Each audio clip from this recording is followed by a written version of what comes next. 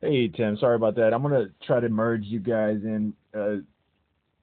See here.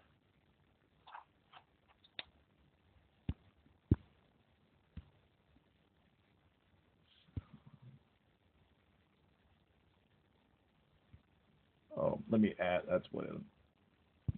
Add a call.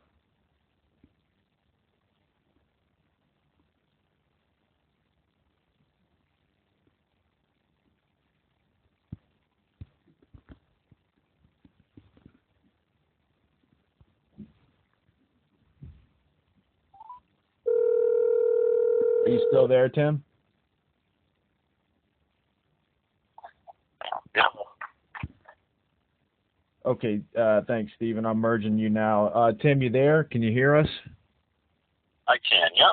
Okay, excellent. Tim, meet Stephen Glode, my senior advisor, and Stephen Hey, Stephen. Glode meet Tim Queckel with Hey, Tim. Queckel Companies.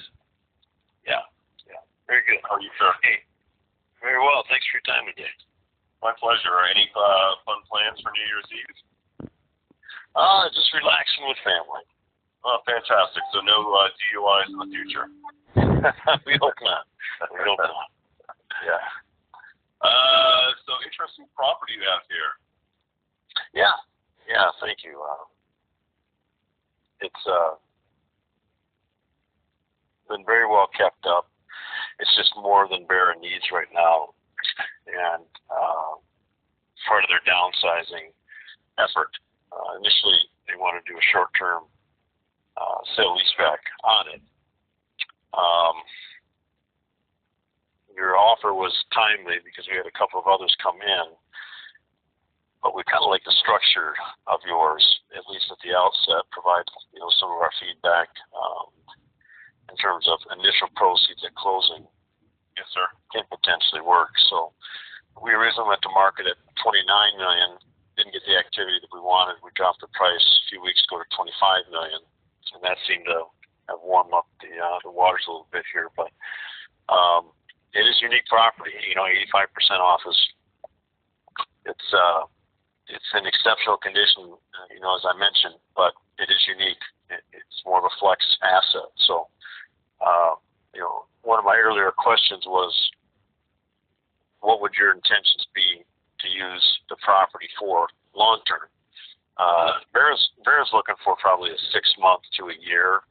They could go longer on a lease to move into a smaller asset. But I'm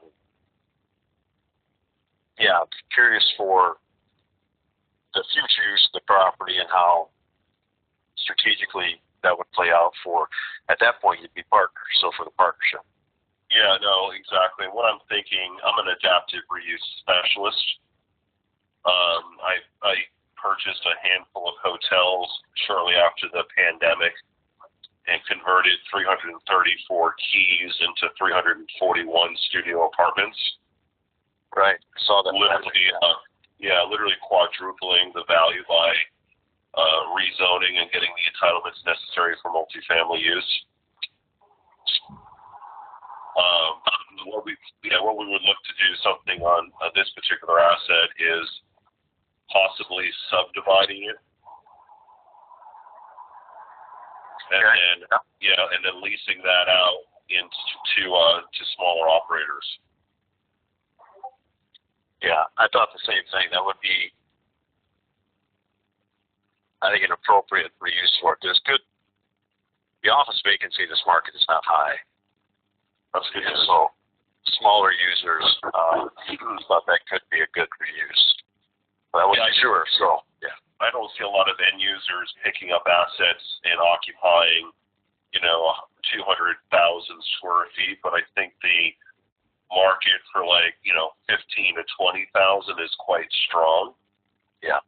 Especially if we have an element of flex where we have some warehouse space that an end user could occupy, have some office, and then have some light industrial in the backside of said office to, handle shipping and receiving for their, particular business needs is what I was thinking.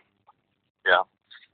So from your locations, would you hire local brokers and managers then to manage the project for you? 1,000%. So I'm a true-blooded syndicator.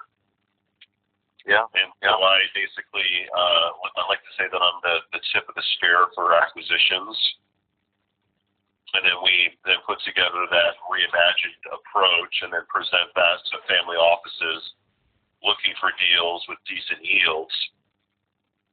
And so that would be probably the case is I would outsource literally every portion of this play in order for me to maximize my efforts and also not dilute myself so I can then go focus on finding other assets like this to acquire. Yeah, yeah. Okay. That was one of the key questions that we had. The other response or the question that the CFO, his name is Martin, asked me is on proceeds, on net proceeds. They'd like to be closer to $15 million. I'm sure they would. Yeah. Yeah. Where are you guys at?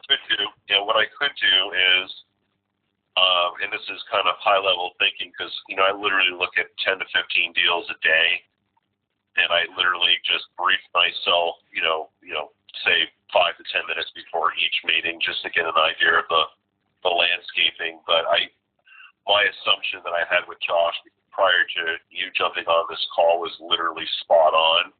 It sounds like the operator and the operator owner is more than likely looking to downsize, hence the reason for the lease back. So my thought would be if we were to come up on purchase price, get some type of, not come up on purchase price, I'm sorry, come up on down payment to the seller, I would want to get some type of credit back and then use that credit back for TI to then roll out my business plan of basically, taking this building and chopping it up into, say, 20 pieces or 20 locations, and then have your owner, possibly use that credit back to then fabricate that build out for them to eventually move into when that 1 year lease is up, because I don't foresee them wanting to pick up and leave, and because I think the cost of moving is going to be probably pretty exorbitant, not to mention the downtime associated with moving. So I would want to formulate a business plan where we potentially come up with a down payment sum, do a credit back to do a build out, and then use that credit back to structure kind of high level, cross sectioning the building to where it makes sense, and then make that a win for the seller in those regards is what I was thinking. I know that they have another building identified that's basically white boxed right now. Sure. But they've not signed a lease. They would not sign a lease until we have this project taken care of, either in a sale or in a short-term lease back. But that doesn't mean that what you're describing couldn't work. I think it might work. I think it would work. In fact, I think that from corporate imaging, I think it'd actually be more beneficial because this site already is highly recognized as a Vera Bradley site. Correct. And maybe signage-wise and marketing-wise, the other tenants that might occupy in the future, that might be more seamless for them. What would your credit back look like? What are you thinking? What does that mean? Well, I mean, I'd want to understand what it would cost as far as high level the build outs, cross sections, said building. I'm thinking it's going to be somewhere in the neighborhood, just structurally speaking, somewhere in the neighborhood of 10 to say 15, maybe as much as $20 a square foot. So I want that credit back to be at a minimum of 50% of the proceeds that we're going to increase to, if that makes sense. So at closing, you've asked, or now you've offered $10 million in the current offer. Correct. And if we came in, say they're wanting $5 million, potentially more, of that $5 million, I would want a credit back of 2.5 is what I'm thinking high level to kind of prefabricate the initial step to cross-section said building up until a point where we could attract additional end users to finish out the build-out where they would be leveraged to do their own TI, if that makes sense. Okay, I understand that. Help me understand the actual closing then. Let's say that net proceeds were $15 million, and then half of the credit back would be 2.5 of the additional, between 10 and 15. So over a period of time, then Nephron would pay the 2.5 for the future development work. Is that? Yep. Okay. So as they're signing a preferred lease for that 1-year term, we would begin to go dark in certain areas of the building that would be preferential for them as a preferred tenant, and then we would set aside 2.5 in an escrow account that would basically facilitate that build-out. Okay, yep.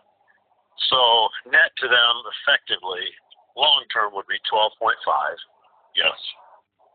And but the additional 2.5 would also be beneficial to them for the demising work.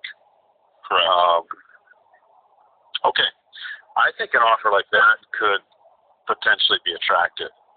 I think just the savings alone would probably offset that credit, to be honest with you. If you factor in the time, not the energy, but the time alone of having them to relocate, sign a new lease, close operations, open operations, I believe that it'd be in excess of that credit that we're speaking of. It could be. Yeah, 2.5. I know so. A building this size, for them to move and reopen, you're looking at least a year to 18 months before that's realized.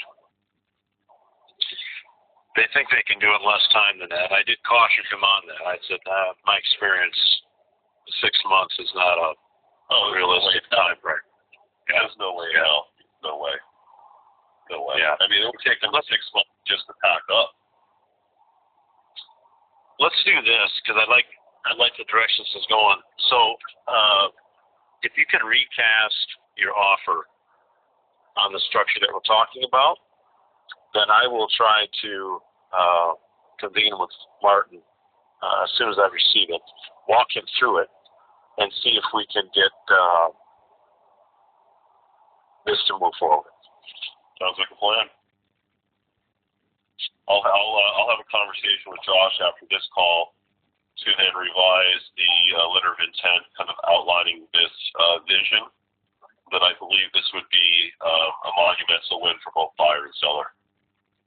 That'd be great. Okay. I appreciate your time, gentlemen. Look forward to working with you. Likewise. You have a great new year. You too. And take care. All right. Talk soon. Thanks. See you. Bye. Bye now.